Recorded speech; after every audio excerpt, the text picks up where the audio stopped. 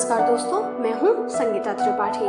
Podcast Kavita with Sangeeta में आप सभी का स्वागत है।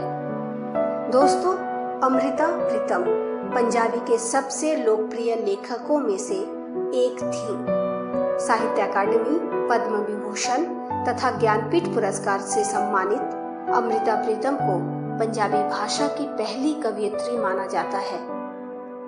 तो चलिए सुनते हैं अमृता प्रीतम जी की लिखी हुई कविता एक मुलाकात।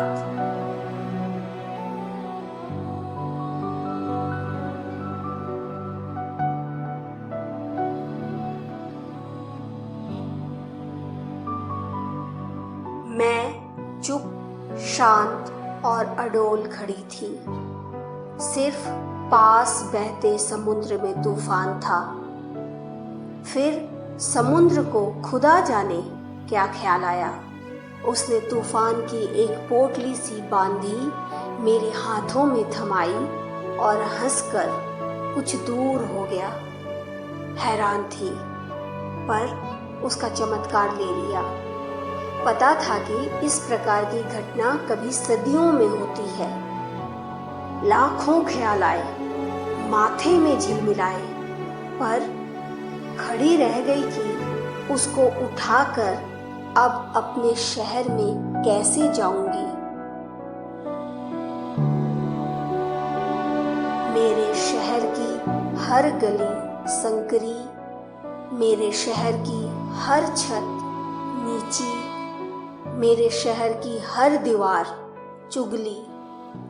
सोचा कि अगर तू कहीं मिले तो समुद्र की तरह इसे छाती पर रखकर हम दो किनारों की तरह हंस सकते थे और नीची छतों और संकरी गलियों के शहर में बस सकते थे।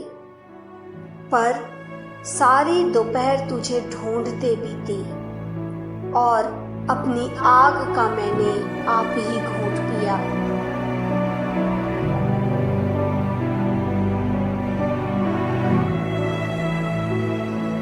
मैं अकेला किनारे को गिरा दिया और जब दिन ढलने को था, समुद्र का तूफान समुद्र को लौटा दिया। अब रात घिरने लगी तो तू मिला है। तू भी उदास, चुप, शांत और अडोल। मैं भी उदास, चुप, शांत और अडोल। सिर्फ दूर बहते समुद्र में तूफान है।